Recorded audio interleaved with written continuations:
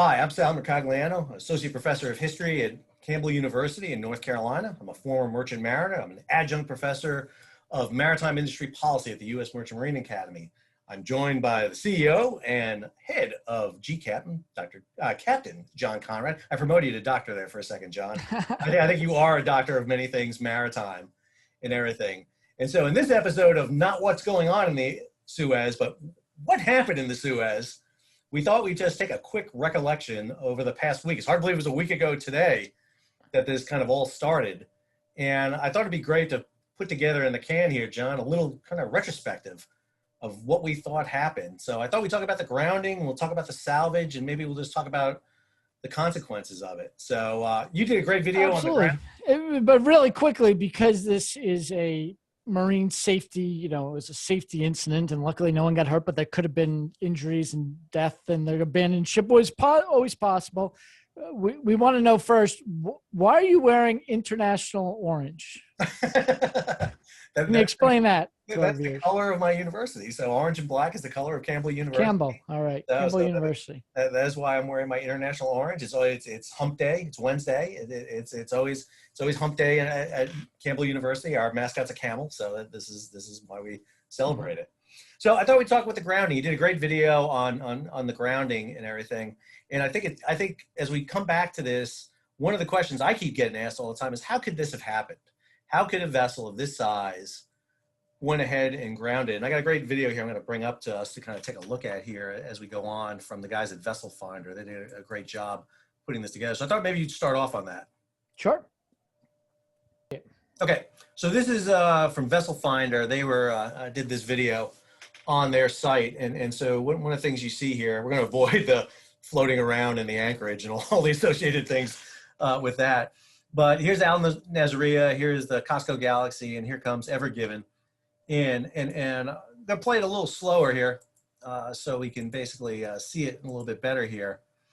And one of the things that I noticed in here is the vessel seems to maneuver around a bit. Now, again, it's AIS. There's no telling that if that track is accurate or not, but we do see her kind of begin to move around here a bit. And we see her go to the left, in which case we could get the impact of bank suction, which is something I was hoping you could kind of talk about. One of the things you think is the ultimate cause for this thing for happening. Yeah, I still think that they're probably right about the wind, but we don't know for certain. If you back up the AIS a few days, actually, they come into refuel in Singapore, and we know there are a lot of problems with the new transition to the low sulfur content diesel oil. There are some ships that are saying, experiencing plastics in their oil, and I won't go into all of that.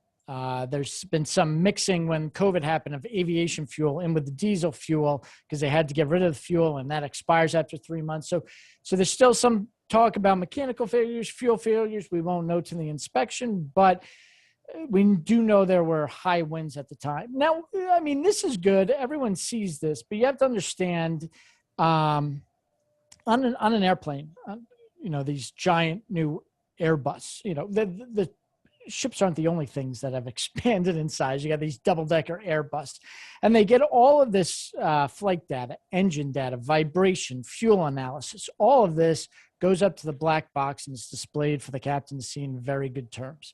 And it is conveyed in real time down to air traffic control, which has these screens and looks like a NASA center. But at air traffic control, they have weather experts, they have firefighting experts, they have experts in all of this, just as NASA does.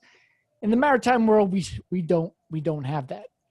We have this, which is exactly what you're seeing on the bridge of the ship.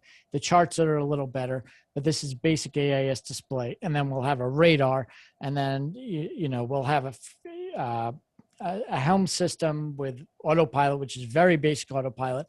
The autopilot is not good enough to pilot in the Suez Canal, so you need a helmsman. So you got the pilots on board, 2 of them. You got the captain, you got the helmsman, and you got a junior officer. So how it works is the pilot stands up, and he's the one giving rudder commands, and it'll go port 5 degrees rudder, starboard 5 degrees, and the helmsman will say, port 5 degrees aye, and they'll turn it to port. Then the junior officer will be watching the gauges to make sure he actually followed the right captain, the pilot's commands. And then the captain's standing behind, watching everything and stepping in if there's a problem. And the captain can technically take over at any time. It's his ship, but that also means that he's ultimately responsible.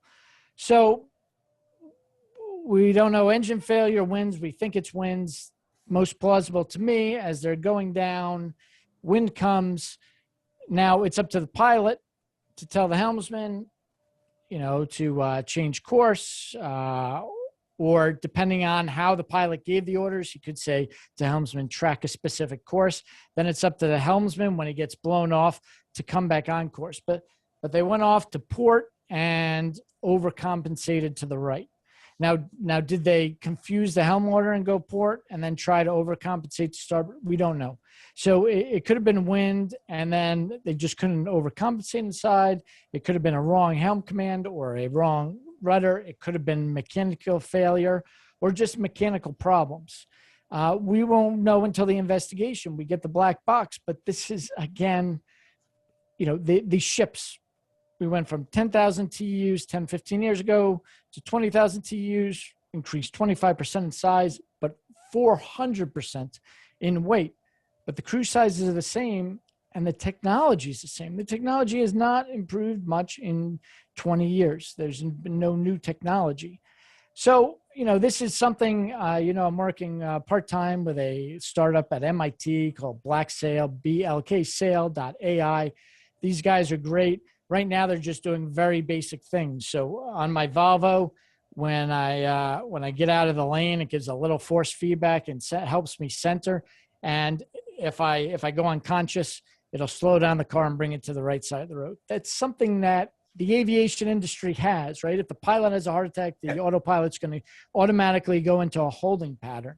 It's a very simple thing that we could implement here. Now, when we talk to mariners, they say, oh, you're going to replace us. You're going to take our jobs. So there's a lot of fear in the industry. But advanced autopilot did not take the job of a captain. There are actually more jobs on these Airbuses because there are more systems to check. Right. And because it's all going into air traffic control and then analyzed. And they not only analyze the mistakes, they look for the captains who are doing it right. Who's the best captain for going through the Suez Canal? What does he do? This guy's been through 120 times and has never had a near miss. Yeah, but that's the issue I have with this now is first off, if there's a high wind issue as being alleged by BSM and the pilots, then why bring these things into that section of the canal? They could easily have delayed. They didn't have to be in that situation to be with. If the AIS is tracking correctly, they overcompensated. They got close to the port, the West Bank right there. And you and I both know about, about bank suction. These vessels are so huge, so big, that at a speed of 13 knots, they tend to squat in the water. They get a little deeper because of the bottom water underneath them. They're pushing it out so fast, they actually tend to ride a little bit lower on the backside. And if they got close to that western bank, that bank suction kicks in. I asked the guys at SUNY Maritime, our alma mater, to do a quick calculation of what the wind force would have been on the side of that vessel at 45 knots. And they came up with about 1,125 tons of force pushing on that vessel at that. So, I mean, we know that wind has a big force in that, but the canal pilots have had the ability in the past to, if they're losing control of the vessel, to manage to pull it up alongside the bank, not to run into the bank as this one did. This is the thing that makes this so unique, is that this isn't an issue where they pulled off on the right side there into the shallow and just kind of ran up on the bank there. She slammed into the bank and then pivoted and wedged her stern up against it. And so you're right. I think. But it's a combination, right? Right. So it's a bank suction. I'm not going to go into details, but it's basically that funnel or Coriolis effect. When the stern gets in close, the water has to move faster to get in. And as it's moving out, it's pushing on the vessel. So, that's why everyone wants one simple answer, but it's this, a chain of events. Well, and I think the black box is going to be so essential because just like an airliner's black box. If we get it. Yeah. If we get it. It records the voices on the bridge. So we would know if they lost, for example, I still go back to that issue where there was a report of them losing power. If they had lost power, that makes a lot of sense what happened here. I mean, it really does to me. If they lost helm control, if they lost, engine control, that makes a lot of sense. And also, I have to tend to think when we talk about the salvage, let's talk about this, that they didn't suffer engine damage, appears here at all. The engine, if this prop had been spinning when they hit mud, man, you would have ripped that engine to pieces because it's directly connected to the engine. So it makes me wonder whether they even had the. Well, they ran aground, and I'm sure they pulled off way, immediately. But the prop doesn't stop immediately. I mean, as well as I do, true. Get that prop to stop is going to be a tough thing to do. So I think you're right. I think we're looking at several issues here, obviously going in here at the same time. So again, this myriad of issues are going to go in, which is going to be so hard to get the clear answer because, as I was just talking with someone else about this, we're dealing with a Taiwanese company that's kind of like McDonald's. They're the big banner on the side of the vessel, but they have franchises. So you have a Japanese owner, a German operator, Indian crew, American Classification Society, Egyptian pilots, and international cargo on board. I mean, Egyptian pilots, UK insurance company, yeah. German, a Japanese builder. You have all these into play. It's just a smorgasbord of international feats that are going to be dealing in here. It's going to be so hard to get anyone to admit to anything or for the information to come out. I mean, we're going to be a year till we hear anything. So I got something controversial to back you up a little bit to say, and it's go ahead, something to back me up. I like sources. Why, you asked the question, why did they let the ship in with this high winds? And I think that's a very interesting question. And there are two parts to the question. And first is we see time and time again these incidents where there are other ships around. Starting back with the Pasha Bulker, there were like 100 ships in Anchorage, and a big storm came in, and 90 of them, I forget the exact number, go out to sea, 10 stay. Out of those 10, 8 put down extra anchor chain, 2 decide not to. Out of that, 1 has his engine on standby, 1 doesn't. So it seems like if they just had a Zoom meeting between the captains, we could come to a consensus. When you have a hurricane coming to the Gulf of Mexico, every captain goes a different way. Right. Because we don't even have a Zoom meeting. Like if they had just a simple Zoom meeting as a convoy, get to know each other, how you doing? This is what I'm thinking. Could that have helped? Well, I think it could. It's funny you said that. I mean, that was what they would do with convoys during World War II crossing the Atlantic. You always had the meeting of the convoy before going in. And as well as I do, it's a free-for-all in Port Said and Suez. I mean, the joke is that vessel making that track line before going in, that's everybody jockeying for position. You want to loose the anchor, get drifting, get your power on so that you can get in there. Was she in the right place in her line? Did somebody cut in front of her? I mean, that craziness happens all the time. And so it's very hard for us not to believe that there wasn't some sort of chaos going on here all the time as this happened and everything. I'm going to try to pull up another screen here, John. Hang on a second. Because I want to go over here to the next thing, which is this here, which has to deal with the salvage. Let me pull this up here. Let me bring up one more, just very quick topic. It's why didn't they stop the vessel? And this is going to be highly controversial on some. The other question is, I wrote a piece on short sea shipping. What happens when these 20,000 containers are kind of dumped on Felixstowe or Newark but we've spent billions of dollars here in the United States in these megaports accommodating dredging. In New York, we've raised the whole Bayonne Bridge, which is huge. These mega vessels, the question is why? And you talk to, I was on Al Jazeera yesterday and I said, well, we should have better technology and we should have more training for the captains. The captain's time off, they could do a virtual course and go through the Suez Canal with a pilot. And Al Jazeera's like, who's going to pay for that and regulate? And I said, 2 things. One is because the flags of convenience have more votes in the IMO, the people who have the most prone to accidents, these choke points, Morocco and Spain with Gibraltar, Egypt, Panama, South Africa, Singapore, don't have a lower rank, vote than some of the countries that aren't affected. But it really comes down to we for some reason, and I haven't figured out why, we the local municipalities, government, all bow down to Maersk. Maersk says raise a bridge, and we raise a bridge. Maersk says dredge, we dredge. Maersk says I want to send a 400-meter. Maersk started this, and the other ones as well. But why isn't anyone saying no to these? And why, if they're high winds, why not just say no to this vessel? You know why? That's a lot of money at stake there, and someone's going to lose it. And probably the CEO of Maersk is going to be on the phone to the Suez. We need that ship in. But how did it get to the point where these mega, led by Maersk, but there's One Ocean and others, why do they have so much power over the taxpayer paying for this? Well, again, and many of our audience may not know, there are 3 mega alliances that run the container shipping. There's 9 companies. The biggest one is 2M, Maersk and Mediterranean Shipping Company. There's One Alliance, and there's the Alliance. And, they control almost 85% of the world's containers, movement on the ocean. Very small amount handles, local shipping. And these guys have consumed and run out of business competitors on a big basis.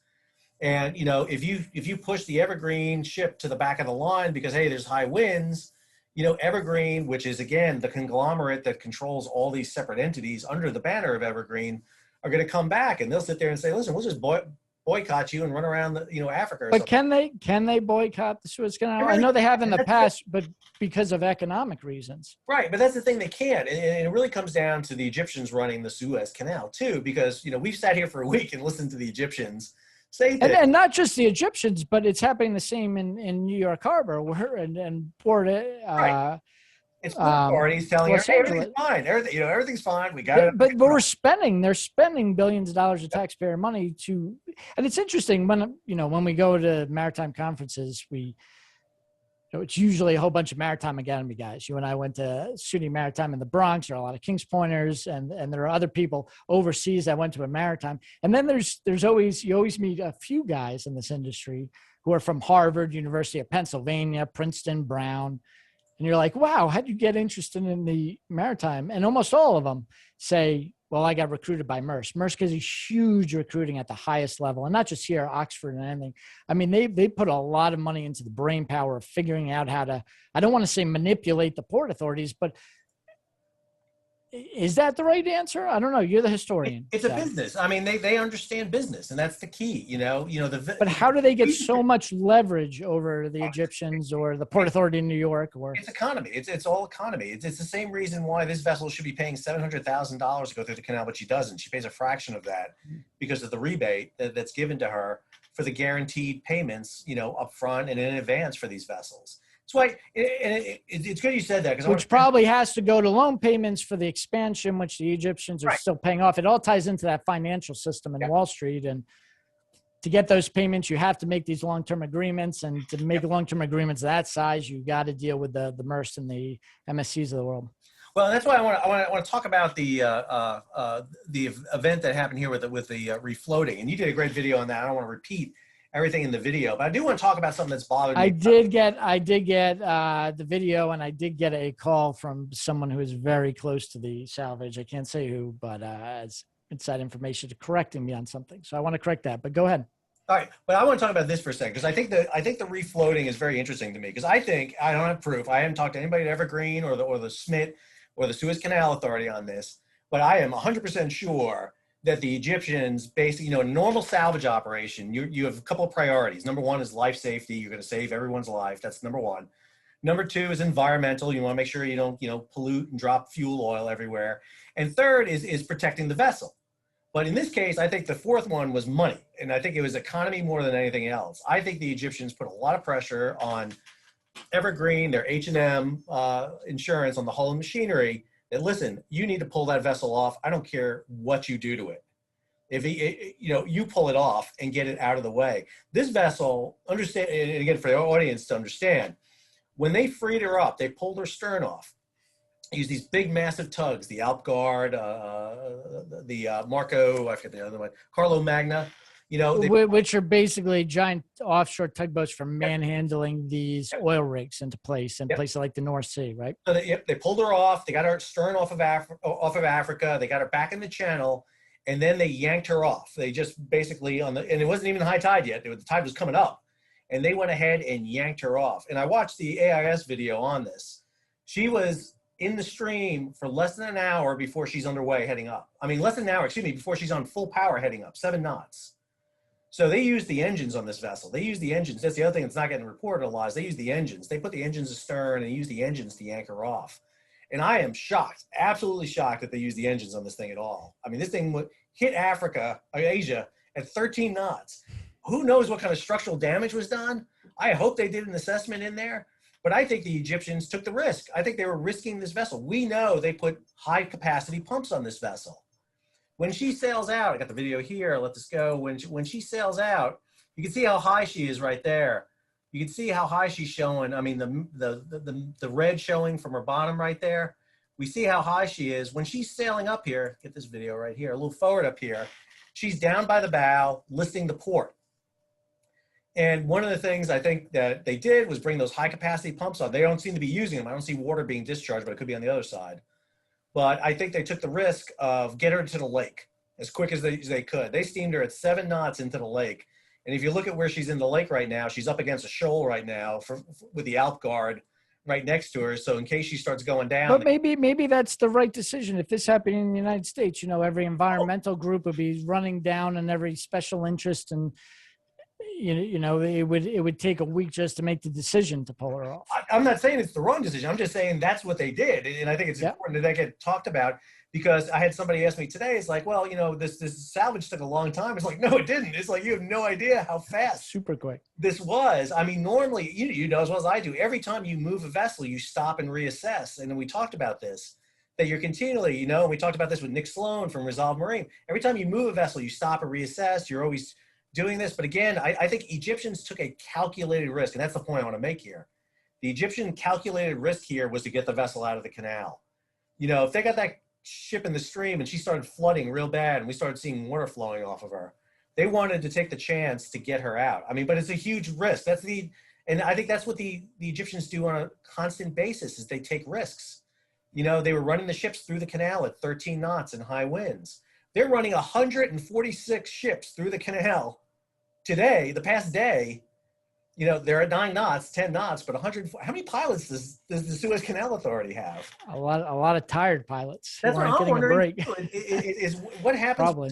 What happens when the system breaks on them? Because you know as well as I do, that's a potential to happen. Yeah. So I'm wondering what you think about that. I mean, let me get back to what I was corrected on by someone very, sure. I can't say very close, is, I said, when it came in, it was under the command of the captain. The captain was responsible, and his owner and the owner's insurance company, and the pilots are just advisors. But once it crashed, it becomes a wreck.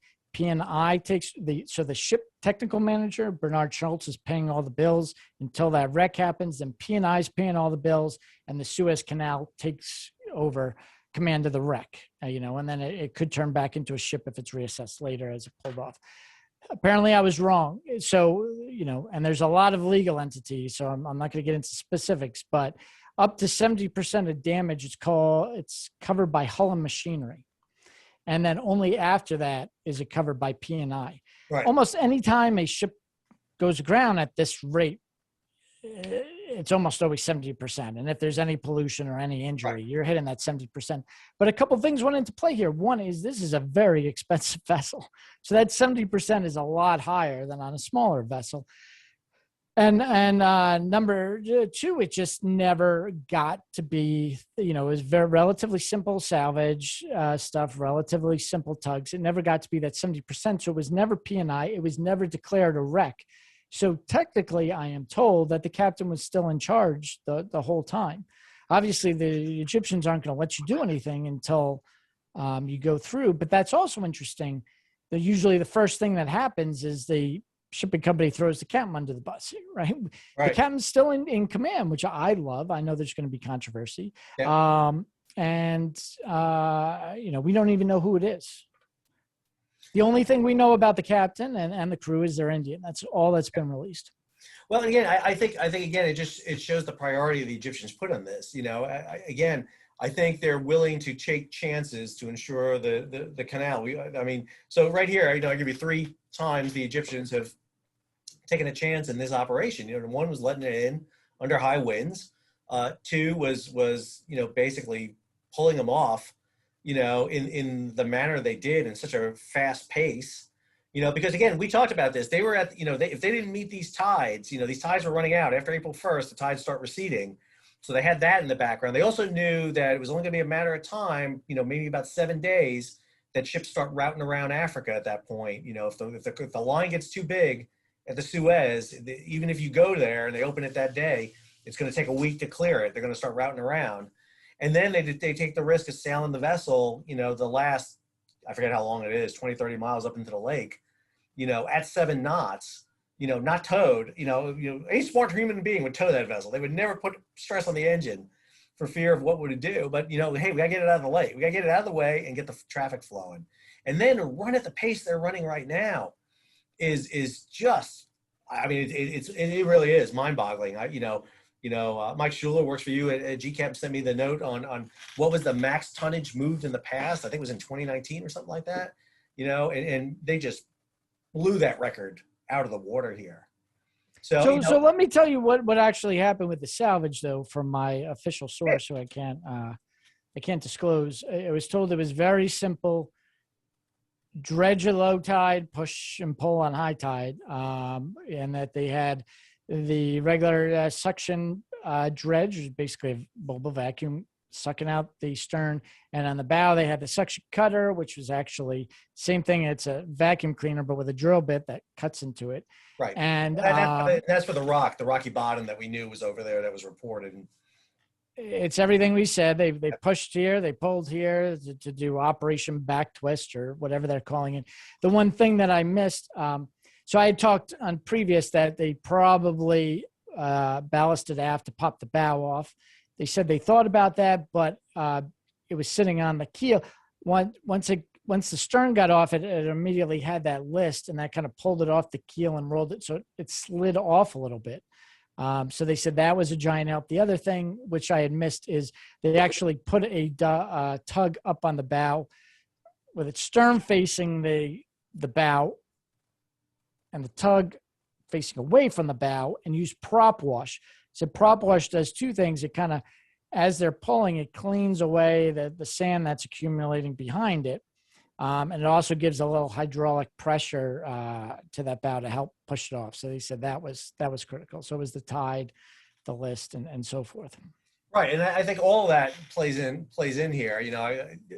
Again, when you see this on the vessel finder on the AIS playing out there, you can see that basically moving right there and how they position those big tugs.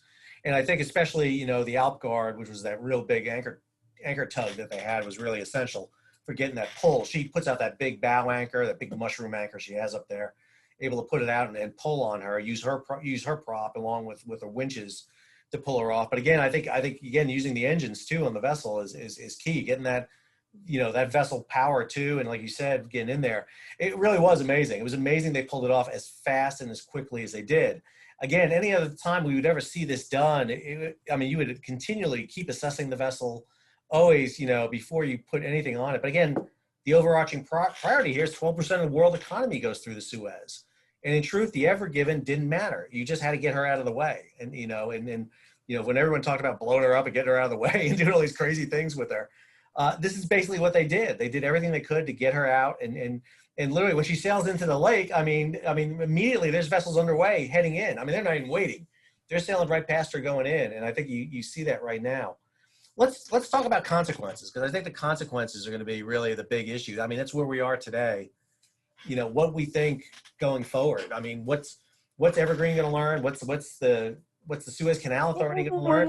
We're not fully out of it. Just I don't want to go in the macroeconomic thing, but you got to think this is a very complicated game of monopoly or something like Risk, right? Where you got all these pieces, and when Evergreen set the vessel out, when they left China, and knew when it would get to the Suez and knew exact, they give a little, extra bumper in that schedule in case of there's heavy weather and the ship can go faster. But they knew they have an exact port time that they get there, and all the trains and trucks are ready when the ship comes, and they go to the certain factory, and that piece they don't have warehouses anymore. It's just in time. So the container arrives just as, the BMW factory in Germany is running out of this particular ball bearing. It arrives on time. And everything has to be done by this, but we've taken this monopoly piece, and because some have gone around and some have gone through and it's like the whole world economy. We took that monopoly game, we put it in a bag, shook it up a few times and say, okay, rebuild it. And that's who's still working now, right? All those logistic experts figuring out these dockages and when to get the trucks and which ship's going to get in first and how that's going to fit into this just in time. And that's why it's going to cost money. Yes, $10 billion worth of cargo, according to Lloyd's, goes through the canal on a daily basis. It's still going to go. Suez is still going to get their tolls because the ships are going to go through. The very few ships routed around. The impact's going to be that down the supply chain, exactly as you said. The interesting thing I got to tell you is I looked up her schedule, Ever Given schedule specifically. She was not supposed to be on berth in Europe until April 1st. And so she had a week. It's not like she was in a rush to get in there. So she had time to sit out a schedule if she had to. But again, if you can get her there early, get an opportune berth, get in there, get offloaded, it allows you to turn around, get another load. And go slower. If you're going max speed, you burn a lot more fuel. Right. And that we've talked about, matter of fact, we've talked about that. And now the price of oil is up past $60, and that's becoming a concern before. That was last time oil peaked, they slowed down, right? And that was the big story you guys had in that people were looking at slowdowns. They were looking at blank sail. I mean, again, a lot of container lines were blank sailings too, because they were trying to cut down the number of ships going, trying to get the freight rates back up again to what they were at their maybe peak. That leads back to why Maersk is so powerful, because they can say, right, they just said, we're not accepting any new bookings for a few weeks. And they can say, okay, we got this huge crisis, and there was a crisis before, lack of containers, and they can throw in, we're gonna slow down the speed of our vessels. And there are only so many vessels in the world, right? So if all the vessels or a third of the vessels go from, say 16 knots down to 12, it's a capacity issue, right? You need more ships to replace that time. And well, I mean, again, I don't think people can. The best analogy to understand the scope and scale of these companies and how they can absorb losses is look at the cruise industry. Look at the fact that Royal Caribbean, Norwegian, and Carnival can suck a year's worth of loss with no revenue coming in, and they're still able to keep the ships. And why? Because number one, ships are a huge asset that they can leverage against all the time. They've got future bookings that they can basically sell now to get some sort of stream of revenue coming in for the future. And I think that's always a big issue that these companies have. They become, I hate to use the phrase too big to fail, but in some ways that's basically what they are. They're too big to fail. Well, yeah, and especially like a Maersk, right? A Maersk. How are Denmark behind you? How big are they in Denmark? It's not the biggest company. It's not as big as a lot of Americans, but it's the biggest in Denmark. So if they fail, Denmark's failing. And if Denmark fails, the EU is bailing them out. So that gives them a lot of competitive advantage. Yep. Well, that's why you see 2M in Switzerland. I mean, a lot of these companies that are in these countries. You want to be a big fish in a small country that's a member of a big fish financial community. And again, we saw that in 2016 when Hanjin Marine went down, that suffered Korea. And what has Korea done since then? They've almost nationalized their shipyards. They put them together. They've conglomerated them together. You won't see HMM ever go under probably in the Koreans because it's too big. Matter of fact, they're investing in it like crazy. They just built a dozen ships that make the Ever Given look like rowboats, 24,000 box ships, and they built 12 of them in 2 years. And look at what's on the books coming down the way right here. But look at there's a book, and I know you can't show it, but it's called The Code of Capital by Katharina Pister, who's a law professor at Columbia. And I don't usually read law books, but I read a review of this and I was so intrigued. But what happened in the financial crisis of 2008 is they took all these home loans and they diced them and sliced them and derivatized them. And they had these different risk matrices, and they sold this tranche to this bank and this tranche to that bank. And they set it up in international shell companies and all this. And then there was some toxic, and when they failed, the whole domino system happened. Well, according to this book, she says this is, they're taking that lesson and they're doing it to other assets now. Yep. So America went from, I think we were number 6 in financing ships 10 years ago. And the Germans were number 1 in the bank, and then the Germans have the bank thing. And I'm told from my friends at Marine Money that United States is number 1 in ship finance again. but it's not the old school, like the German banks where you meet a ship owner and here's the fund. It's all hedge funds and the Goldman Sachs and the JP Morgans who are creating these derivatized products who, and this is the financial means. And I talked, we got to do another episode about no one sitting in the MARAD seat and no one at the Department of Transportation. Yeah. But I talk with these government and they always like, well, we give these subsidies to U.S. ship owners and we still can't get people to build U.S. ships. It's because you're not playing the game Wall Street wants to play. They want to derivatize and internationalize and destroy the borders and play all these shell games.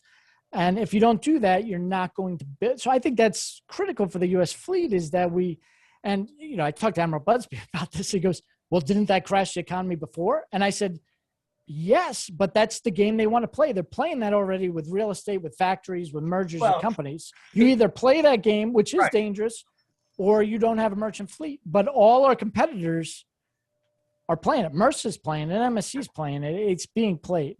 It crashed the economy because, number one, before it crashed it grew the economy like nothing we've seen before. I mean, we had a massive growth in the economy. It crashed because there wasn't a lot of protections like we talked about. There wasn't a lot of agencies and groups that were looking at it the way they should be looking at it to make sure that when the poor derivatives started being packaged in and sold for high ratings, the classification agencies were allowed to do that. And you're right. I mean, if you want to see, this is the game that the International Maritime is playing right now. And behemoths like Maersk and MSC and all these firms can do that. They can basically write the rules and do what they want. And again, but I thought the IMO writes the rules. Why isn't the IMO stepping in and demanding technology? You know as well I do, the International Maritime Organization. I know. Can you explain to our listeners? Which is the UN agency, operates by flags, not by companies. Again, outside of IMO, you don't see Maersk and Hapag-Lloyd and UCL and Costco flags flying. You see Panama, Liberia, Marshall Islands flags flying. And unfortunately, there's not enough say in there by particularly the consumers in many ways. You would think that the Americans would be the ones who would have someone to say. But again, we're sitting here without a maritime administrator. How many months into an administration right now? And even then, our maritime administration tends to focus on military application of. Well, our representatives of the IMO or the Coast Guard, who used to be really good, and they're still okay at this, but now they're doing drug enforcement, border enforcement, all the anti-terrorist stuff after 9/11. I've suggested maybe those should go back to MARAD, and people go, but MARAD's a mess with this. And it's like, that the director of the FAA, he's a pilot. Yep. Maybe we should put a captain in charge of MARAD. I don't know, or a doc, someone who's got their PhD in this stuff. What do you think? Let's not get crazy, but I think you're right. I think and it's same in the United States as in other countries too. I think they got the same situation going on with regard to that. So I think that's an important thing for us to be thinking about here going forward. So John, I want to kind of wrap it up here and kind of bring it home for everybody to understand. You're right. I don't think this is over by any means. They've got to get the ever given out of the canal sometime. And I've got something real quick to put a smile on your face. But we're not going to, you got to promise not to go into marine history rant. Okay. Right? I won't go into marine. I got a book, The Captain by Jan de Hartog. Yeah. Can you talk just a little bit about that and the Dutch in World War II? Well, the Dutch. Smith. This is the bug to read. This is what we're talking about. A lot of people ask me about the history of Smith and everything, and that's the book I kind of recommend. In America, we have baseball cards, and in the Netherlands in World War II, they had tugboat captain cards and salvage cards. Exactly. Well, actually, in World War II, they had that too for us. It was amazing. I bring that back. They've maintained this sense of national identity. That's why Smith is so good, is partly because they have to be good because the whole country's watching them, where no one in our country is really watching what's happening in MARAD. Well, I think, that's an interesting, I won't get into history rant because if I go off on that tangent, we'll be here for another hour. So I really don't want to do that. But it's interesting how much. Yeah, at least an hour. How much, I've seen almost nothing except for the statement by President Biden that will provide support. Again, like you said, where's the Maritime Administration? I got some insight on that too, because from the Navy, I got an insider in the Navy. Well, does the Navy do their own salvage? No, they have the world divided in three, and it's 1/3 of the world is Smith Salvage contract, 1/3 is Smith, the other third is Smith Salvage, and the third is Don John Marine, which is another excellent salver. So the Navy gave up most of its salvage tugs. So when Biden calls asking for equipment, he calls the Navy, and what does the Navy do? It calls Smith. Well, that's because who's the one who's asking for equipment. The Navy fleet tugs and salvage vessels, the closest one was in Bahrain, a fleet tug. You know, the closest salvage vessel was in Little Creek, Virginia, or in Japan. But like you said, I mean, the Navy doesn't even, what if this was an aircraft carrier and not an ultra large container vessel? What if it was, a carrier going through, and the Navy can't tell me it can't happen because they had a destroyer turn out of a shipping lane going into Singapore? Now you're going to have admirals yelling at me again. Every time this comes up, I get an admiral calling me, yelling at me. So thank you. But I've got enough. How do you salvage an aircraft carrier? I don't know of any exercise that's been done anytime in the near future, in near past, where they've towed a carrier and even tried to do that, and what do they do for that type of salvage? What happens when the canal closes and you have to swing fleet assets now across oceans? Again, this has such global implications, not just economic. And the Army had a whole container division of landing craft and these huge cranes that were around the world, and they literally sold it off at the government eBay a couple months ago.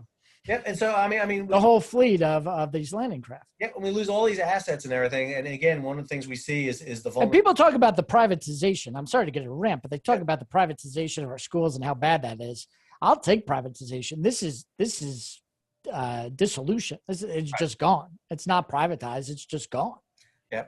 So I think one of the consequences we see is obviously in the short term, we got to see what happens to Evergiven. We got to see what the results are from the investigation. But one of the things I think that captures the imagination of everyone about this, number one, is the memes. Who doesn't love the digger and everything like that? It's great. It's there's no ends of fun about the imagery there that's going on. But I also think it demonstrates how vulnerable and how susceptible people are to global maritime logistics and the supply chain. You and I know a lot of guys who have been talking about this for years. This is their thing. This is what they've been talking about. How easy it is to create a imbalance in the supply chain, logistics chain by this event. And this one bothers everyone because and even in this event, one of the real heroes of the event, I mean, the salvers and Jules Martina, the head salver, I haven't seen his name anywhere, but he's the hero. He did this amazing job. And ABS is now doing a phenomenal job, American Bureau of Shipping. Yeah. The press hasn't even came up to this, how critical and important ABS is to all this. And again, there's so many, and I'm going to be really interested to see what comes out of this. But I think the salvage is a great story in itself. The accident in itself is a story. But then again, these consequences. What do we learn from this? How does the canal change? How does shipping change?